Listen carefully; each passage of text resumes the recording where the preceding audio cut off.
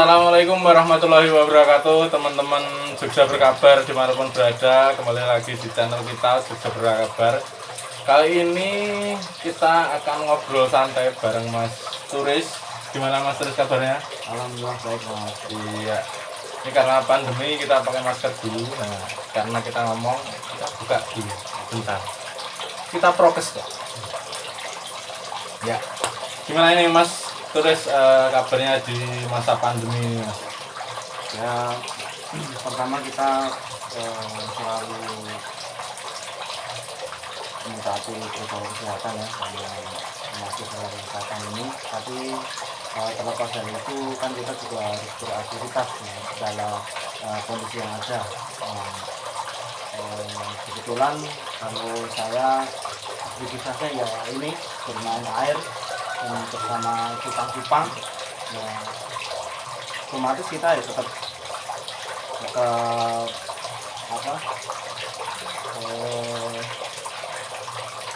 ganti air, posting, ya intinya jualan lah. Ya, masih tetap jualan ini. Nah, sebelum jauh kita ngobrol ini mungkin bisa diperkenalkan dulu nama lengkapnya siapa, terus ini alamat rumahnya gimana, siapa tahu ada temen yang di sini gitu Mas. Nama saya Turis Abimanyu, biasa dipanggil Mas Turis, gampang diingat. Alamat di Dusun Ngasem RT 01 RW 13, Kelurahan Tegus, Kabupaten Tegus, Borobudur. Ada mapnya juga di Google, kita ketik kita Longsi, kita farm, itu otomatis sudah sampai di tempat ini. Ini kan di belakang kita teman-teman, ini kan ada gede iwak cupang. Nah, ini mungkin bisa diceritakan Mas, sejak kapan ini senang dengan ikan cupang ini? Mungkin dulu-dulunya ceritanya seperti apa? Awal kenal dengan ikan cupang sebenarnya juga dari dulu waktu ke Jakarta ya. Dulu ikan cupang itu variannya nggak sebanyak ini waktu saya pertama kenal dengan ikan cupang. Tapi ketika saya mulai terjun mendalami bisnisnya pertengahan tahun 2011 waktu itu muncul varian namanya beta koi atau cupang koi. Nah, dari situ saya mulai mendalami hobi yang akhirnya menjadi satu lahan usaha. Waktu itu masih di Jakarta, saya punya galeri waktu itu. Nah, kemudian tahun 2018 saya kan pulang ke Tegus. Di sini kebetulan karena baru ya di daerah tanah kelahiran, malah bingung mau ngapain gitu. Karena di sini kondisinya juga udah rame, juga banyak teman-teman yang punya aktivitas di pantai, tapi saya masih harus ngopo gitu. Nah, karena saya dari Jakarta itu tetap bawa beberapa ekor ikan cupang, tapi usianya tidak lama di sini karena kondisi airnya sebenarnya kurang cocok kalau di saya. Nah, akhirnya saya punya teman dari Jakarta Timur waktu itu main ke sini, datang ke sini, nyariin saya. Itu yang buat saya ternyuh itu saya dibawain beberapa pasang indukan. Indukan. Jadi bagaimanapun caranya ikan cupang ini harus diperbanyak. Nah, saya mulai dari situ, akhirnya cari tahu caranya treatment, caranya bikin kultur kutu air sebagai pakan untuk budaya. Itu waktu itu alhamdulillah dari kurang lebih 4 pasang itu ya jadi banyak Mas. Nah, setelah itu kebetulan 2019 itu kan awal COVID ya. 2019 itu awal COVID. Nah, tapi bisnis ikan cupang kok malah jadi bisnis tren waktu itu, beberapa tahun yang lalu, dan permintaan makin banyak. Sementara saya secara produksi di sini belum bisa maksimal, akhirnya ini dikembangin. Tentu saya juga nyari suplai dari luar daerah. Nah, akhirnya ya lama-lama jadi banyak. bisnis yang bagus gitu. Nah kalau untuk budidaya atau apa ya sebutannya mas, budidaya ikan cupang itu sebenarnya membutuhkan modal yang banyak banget atau gimana tuh mas sebenarnya? Kan mungkin ada teman-teman yang bertanya-tanya atau yang masih bingung pengen usaha apa ya, atau hobinya ingin menyalurkan hobi tapi juga menghasilkan. Sebetulnya relatif ya mas, kalau main ikan cupang itu dari skala misalnya kita punya kita bicara nominal ya mas, dari misalnya dari 2 juta sampai 20 juta bahkan sampai 200 juta pun bisa dimulai. Karena di awal itu bisa menyesuaikan. Jadi kita kalau modalnya biasanya kan orang hobi itu banyak waktu luang, tapi nggak ada modal, belum ada modal. Kita mulai dari skala kecil dulu, dari punya indukan beberapa pasang. Kalau yang medium itu mungkin kita nggak butuh modal yang gede dulu, pilih dua berapa pasang, kemudian coba di breed. Nah kalau sudah bisa nge-breed baru nanti skalanya dinaikkan. Fasilitas seperti erak, seperti toples ini bisa pelan-pelan itu mengikuti dari jumlah ikan yang kita pegang. Dan itu mobilisasinya juga ikan cupang itu nggak terlalu memakan tempat yang luas mas, karena dari usia 3 bulan pun itu kita sudah mulai bisa jual. Jadi nggak cukup tempat yang luas atau tempat yang khusus. Ya ini kan dulunya gudang, tempat ini dulunya gudang. Kita karena kita sudah punya stok ikan banyak, makanya kita ubah jadi ya tempatnya seperti ini. Jadi raknya bisa nempel di tembok, ini udah satu muka ini udah muat berapa puluh ekor. Belum lagi sebelah sini, sebelah sana, di luar. Simpel sebetulnya. Berawal dari bingung ya mas, balik kampung bingung mau mempunyai usaha apa, akhirnya memilih cupang itu tadi. Nah untuk dari perjalanan berarti sejak tahun berapa itu mas main cupang? Kalau full time nya 2019 sampai 2021. Ada suka dukanya enggak sih? Ya. Bisa diceritakan sukanya gimana, dukanya gimana? Ya sudah jadi bagian dari cerita ya mungkin.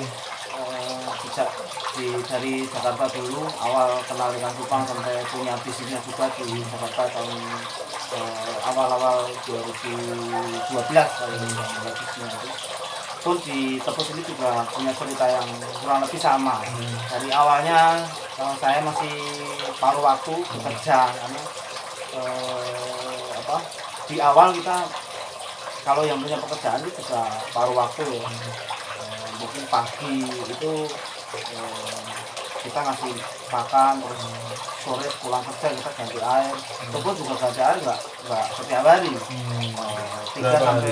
3 sampai 5 hari, maksimal 1 minggu mungkin masih bisa. Terus di awal karena saya sudah full time, ini sudah pokoknya usaha cupang aja lah. Ngeluarin modal yang lumayan waktu itu, hasil dari nabung waktu kerja. Saya beli indukan sekitar 30 pasang, itu duitnya lumayan. Tapi karena kita belum tahu settingan air yang cocok, itu indukan itu hampir mati semua. 30 pasang berarti sekitar 60 ekor, 50 ekor waktu itu mati. Jadi ya kayak gitu lah. Terus yang paling sulit itu sebetulnya settingan air. Karena memelihara ikan cupang atau ikan hias itu sebetulnya kita harus memelihara kondisi airnya. Jadi air yang cocok itu untuk media ikan itu seperti apa, pH-nya seperti apa, TBS-nya atau kebersihan airnya seperti apa. Itu sebetulnya yang perlu kita lakukan. Nah kalau untuk cupang sendiri mas, keunikan menurut jenengan yang akhirnya memilih cupang, aku tak usaha cupang loh. Ada apa ya mas? Ada gregetnya itu dari mana itu? Akhirnya memilih cupang. Ya. Ikan cupang itu satu, ikannya bandel. Karena ikan cupang itu nggak rewel, nggak manja, nggak perlu perlakuan khusus. Dan ikan cupang itu bisa menyesuaikan dengan keinginan kita. Jadi settingan airnya juga nanti kalau sudah biasa kita sebenarnya nggak terlalu harus ngukur setiap hari, enggak juga. Itu yang pertama. Terus yang kedua, unik. Jadi ikan cupang ini ikan kecil tapi corak atau warna dan bentuknya itu bermacam-macam. Yeah. Kemudian simple ikan cupang itu bisa mudah untuk kita mobilisasi. Jadi kita jual online, itu pengirimannya juga mudah, nggak ribet, nggak perlu oksigen, terus nggak perlu perlakuan khusus lah pokoknya. Hanya kita kalau kita mau online ya tinggal kita ambil foto atau video, kita upload di Instagram atau Facebook atau website kalau punya, kemudian nanti terjadi transaksi atau dealing, udah kita tinggal packing, dikirim, udah jadi kayak gitu. Simple. Bahkan kita bisa, yang menarik lagi buat saya, ikan cupang ini bisa tembus pasar internasional. Nah kalau Mas Turis sendiri paling jauh untuk pengiriman ikan cupang itu paling jauh kemana? Kalau di Indonesia itu ke timur ya sampai ke Lombok, NTT, Bali, Madura, Surabaya sini. Kalau ke barat itu ya kalau ke Sumatera, karena sementara ini pengiriman ikan hidup itu hanya sebatas, kalau Pulau Jawa itu hanya Bali, Jawa, Madura, Sumatera. Kalau Sumatera itu paling jauh sampai Aceh, terus Riau, Palembang, Medan. Terus kalau di Pulau Jawanya ya dari Banten, Jakarta, Jawa Tengah sampai daerah sendiri Jogja. Kalau pasar internasional ya paling banyak itu Singapura. Nah, kemudian kalau Amerika ya Amerika, Kanada. Kalau di Eropa itu ya Prancis, Jerman, itu bisa sampai ke sana. Nah kan kadang itu kan mungkin ada orang yang belum tahu ya Mas, belum paham. Teman-teman juga berkabar juga mungkin ada yang belum tahu perbedaan antara ikan cupang yang dijual biasanya dekat SD pakai motor itu sama yang budidaya seperti ini, itu sebenarnya perbedaan di mananya loh? Sebenarnya kembali ke kualitas loh. Karena kualitas kan dipengaruhi satu dari genetik, dari seberapa lama ikan ini dibudidayakan, kemudian itu berpengaruh pada ketahanan genetik itu mempertahankan corak yang kita inginkan. Misalnya kalau jenisnya koi ya, ikan itu memang sudah genetiknya matang. Minimal kalau di bahasa breeding itu F4 kalau kita jadikan hidupan. Kemudian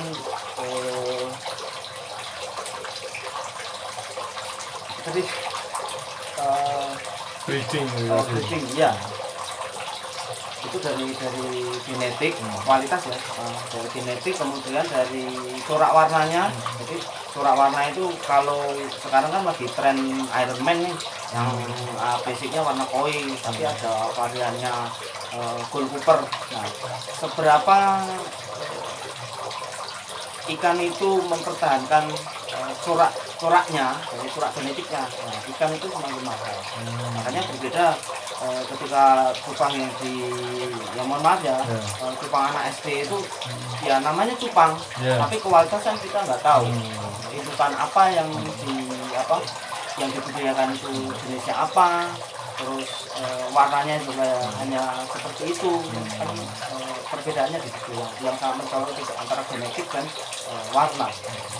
Nah kalau untuk membedakan sendiri Mas, antara cupang laki-laki sama perempuan itu kan cara membedakannya seperti apa? Cewek cowok ya? Cewek cowok. Di bahasa Jepang male sama female. Sebetulnya dari ciri-ciri fisik kita sudah bisa ketahui ya, kalau cupang jantan atau male itu bentuknya langsing, lebih agresif ya seperti ini. Jadi kalau misalnya dibuka sepatnya, dia akan langsung respon. Langsung dia akan, kalau bahasa Indonesia itu terkenalnya ngedok, tapi kalau bahasa umumnya itu flaring. Flaring itu karena ikan cupang ini ikan teritori, jadi kalau dia terusik dia akan marah, dia emosi, makanya geget. Kalau bahasa orangnya itu marah, emosi, geget gitu.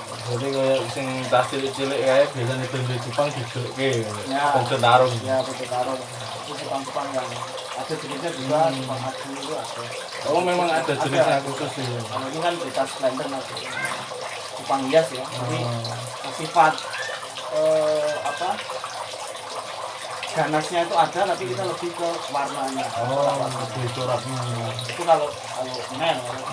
Kalau female atau betina, ya ciri fisiknya lebih apa ya?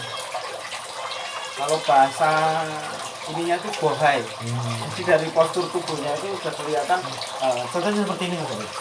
Nah, ini kan kelihatan dari bentuk bodinya itu perempuan banget, karena apa, di telurnya itu ada kantong telurnya, dan kalau ini sudah siap kawin ya, dewasa ya, lulus kuliah mungkin malah. Sudah lulus kuliah teman-teman. Perutnya otomatis ada telurnya, kemudian ada fungsian telur di perut bagian bawah. Terus dasinya lebih pendek kalau betina, kemudian dorsalnya sirip atas itu lebih apa ya, lebih tipis dibanding ini. Kalau yang mel kan dia lebar, nutup sampai ke belakang. Nah, dari ekornya juga kelihatan. Itu sih ciri-ciri fisiknya. Jadi mudah sekali diidentifikasi antara elek dan enggak. Nah, Mas, ini kan warna airnya itu kan beda-beda, Mas. Nah, ini sebenarnya warna air ini kenapa kok beda-beda, ini agak bening, ini pekat banget. Nah, kalau cupang kan dia membutuhkan pH air yang stabil, antara kurang lebih pH 7,0. Jadi untuk membantu menetralkan atau menstabilkan pH, kita menggunakan ekstraksi daun ketapang atau daun ketapang kering yang kita olah.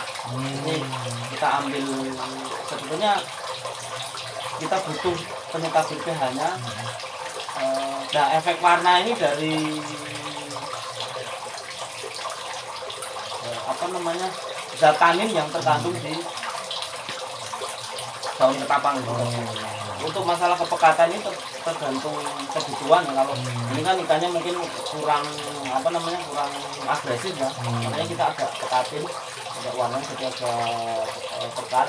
Kalau yang rawatan biasa ya yang kuning aja, yang masih apa namanya, nggak terlalu pekat banget. Kayak gitu sih. Nah, kalau untuk ada cerita yang mungkin sangat berkesan nggak, Mas, selama dari awal sampai sekarang budidaya ikan cupang itu, ada cerita yang terus genah giling-giling terus hati. hati. Ya, saya mungkin satu dari ribuan, bahkan mungkin puluhan ribu pemain cupang di Indonesia ya. Tapi yang membuat saya sampai hari ini masih senang dengan ikan cupang, walaupun sekarang udah pasarnya stabil. Maksudnya kalau kemarin terjadi lonjakan, sekarang udah mulai stabil, masih bertahan di ikan cupang. Karena berkat ikan cupang ini, satu basicnya hobi, jadi banyak teman. Jadi kita hobi cupang itu tidak terbatas hanya di Indonesia, di Amerika ada, di Eropa ada, di Asia banyak. Nah, dengan ikan cupang ini kita bisa kenal, punya sahabat dari berbagai belahan dunia. Dan itu kalau sudah jadi teman biasanya terus jadi buyer, jadi langganan untuk beli ikan kita itu, kayak gitu. Terus dengan ikan cupang ini saya bisa kenal dengan banyak apa namanya, karena ini basicnya kewirausahaan ya. Jadi kita kenal dengan apa namanya,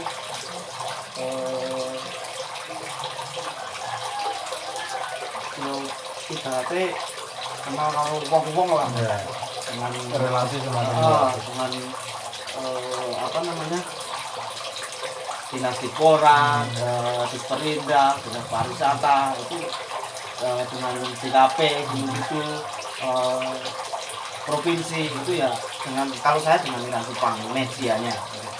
Kalau di Gunung Kidul itu ada sejenis kayak komunitasnya enggak Mas? Ada. Pecinta ikan Ya, cupang. sementara yang saya ikuti itu dari komunitas Gunung Kidul Sungai Cupang itu mengampung hobis dan pelaku ikan cupang di Gunung Kidul itu kemarin kita sudah sering mengadakan roadshow semacam kayak pameran kayak gitu, jadi ke media untuk kita komunikasi dan memperkenalkan cupang ini ke masyarakat yang lebih luas.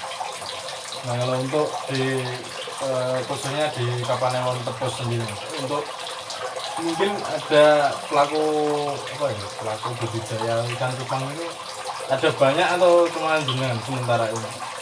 Kalau yang belajar terus mulai breeding terus mas aku pengen jualan cupang itu sebenarnya banyak lah, tapi karena ini kan kalau hobis itu nggak langsung money oriented ya mas. Nah, kalau kita miara cupang terus tujuannya untuk boleh duit kayaknya agak susah di awal.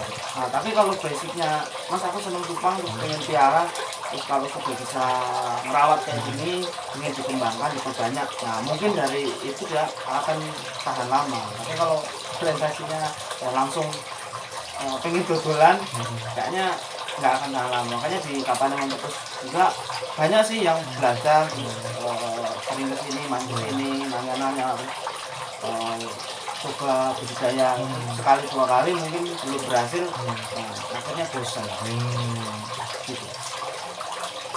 Siap. Nah kalau untuk cupang sendiri Mas, kembali yang tadi itu kalau yang di jalan-jalan itu kan kita tidak tahu sumber produksinya itu dari mana dan harganya pun rendah gitu. Nah kalau untuk yang budidaya seperti ini paling rendah harganya itu berapa? Paling rendah? Paling rendah itu yang sudah kita sortir yang kita tahu di botol-botol itu ya mungkin kalau untuk partaian sebutannya ikan reject ya, sebenarnya nggak reject sih, cuma karena warnanya belum sesuai dengan yang kita inginkan aja, jadi agak kita pikirkan dulu. Nah itu biasa kalau orang-orang ngambil itu ngambil banyak tapi harganya murah, kisaran ya mungkin 5.000, 10.000, 14.000. Beda dengan yang sudah rawatan kayak gini. Tapi kita memang dari ikan ini punya kelebihan dari awal warnanya sudah menarik. Nah kita rawat itu akan menaikkan harga ikan cupang itu sendiri. Nah kalau untuk di sini Mas, yang sudah turun-turunnya wah ini wah banget toraknya. Harga paling tinggi yang pernah terbeli atau terjual itu berapa? Kemarin saya kebetulan yang avatar puter jul mas yang kayak gini ya, itu pasang kita jual ke Amerika itu 500 US sepasang. Itu 500 US teman-teman. Nek di rupiah ini berapa? Ya, tinggal kali kurang lebih 14.000 aja. Oh, 500 kali 14.000. Sepakai kalkulator sendiri. 7 jutaan. Nah, 7 Karena jutaan. udah ditransfer. Itu sepasang ya? Iya, sepasang. Nah, itu berarti kan tergantung dari budidayanya itu juga harus benar-benar memaksimalkan ya. Iya. Benar-benar bagus. Jadi buat teman-teman yang misalkan ada teman-teman di luar sana yang pengen belajar ke sini boleh atau tidak? Itu sangat terbuka. Saya senang kalau banyak teman yang mau ke sini terus yuk belajar bareng sih intinya. Di Jepang itu nggak ada senior junior, adanya yang siapa yang konsisten dia yang jadi. Nah kalau untuk ke sini nama tempatnya ini tadi apa Mas? Kalau di map itu Di map? di Talongsi, Talongsi. di Gunung Kidul Farm, Oh, di Talongsi di Kapal. Nah, buat teman-teman bisa berkabar di luar sana yang pengen budidaya atau pengen belajar ngingu iwak cupang, itu bisa datang sini ke tempat Mas Turis ini di Padukuhan Ngasem. Ya. Padukuhan Ngasem, Kelurahan Tepus, Kapanewon Tepus, Kabupaten Gunung Kidul. Bisa ke sini, mapnya itu tadi. Atau nanti saya tulis di bawah ini. Ada Instagram atau akun? Ya, Instagram sama Betalasi _ Betakan. Ya, itu tadi. Ya, satu lagi Cupang Abinawa. Jepang Abinawa. Ya. Ada pesan-pesan enggak Mas? Di luar sana itu kan masih banyak teman-teman muda itu yang kadang itu wah aku usaha apa yo ketika wah usaha iki tapi engko kira-kira modalnya gitu ya. Ada semangat-semangat buat teman-teman Mas, pesan-pesan buat teman-teman seperti apa? Kata-kata bijak ya. Boleh bijak. Mutiara mutiara hari ini ya. Jadi gini, teman-teman sudah berkata ya, ini sharing aja. Di era saat ini kan eranya digital ya. Jadi segala sesuatu sebetulnya bisa jadi duit, hobi kita bisa jadi duit, apa yang kita punya bisa jadi duit, asalkan kita bisa tahu caranya bagaimana mengkomunikasikan apa yang kita punya ini ke masyarakat yang lebih luas. Ya. Caranya dengan kita punya smartphone, nah, kita gunakan dengan cara-cara yang smart, kita jadikan sarana untuk punya penghasilan. Mungkin kalau saya kebetulan main cupang di sini, saya punya cupang di sini di Tepus ini nggak ada yang tahu kalau saya nggak punya akun Instagram, punya WhatsApp, punya Facebook. Nah itu media untuk bagaimana cara mempublikasikan apa yang kita punya ke masyarakat yang lebih luas dan linknya itu internasional. Jadi nggak cuma kita dagang di Tepus terus peminatnya orang Tepus, nah itu kan nggak seperti itu. Jadi kita punya, kalau kita sudah punya menggunakan sarana media sosial itu unlimited, kita nggak bisa batasin hanya di Indonesia, hanya di Asia, bahkan mungkin bisa ke seluruh dunia. Jadi usaha yang kita bangun itu mungkin basicnya dari hobi, asal kita tekun, kita pelajari konsisten 1, 2, 3, 5 tahun ke depan, bukan tidak mungkin itu akan menjadi sarana kita punya penghasilan. Kalau dulu mungkin bekerja itu identik dengan pakai sepatu, terus dan seragaman, kemudian pergi pagi pulang sore, pulang kita bayar pulang. Sekarang eranya udah nggak kayak gitu. Kita di rumah ya pakai sendal jepit, pakai kolor, pakai kaosan aja, itu bisa punya penghasilan asalkan kita kreatif, terus kita publish apa yang kita pelajari, apa yang kita tekuni itu ke dunia internasional. Biar mereka yang menilai, kalau memang kita punya kualitas, ya otomatis kita akan menang di era kita sekarang.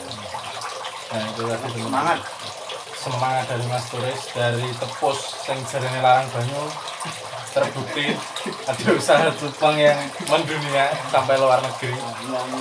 Oke, terima kasih Mas Turis atas waktunya, semangat sama ilmunya. Ya, terima kasih juga buat penonton setia Jogja Berkabar. Sampai jumpa di video-video selanjutnya. Tetap ikuti terus Jogja Berkabar di portal berita kita jogjaberkabar.id atau di Instagram di @jogjaberkabar maupun di channel YouTube Jogja Berkabar. Terima kasih atas waktunya buat teman-teman. Jangan lupa jaga kesehatan, patuhi protokol kesehatan.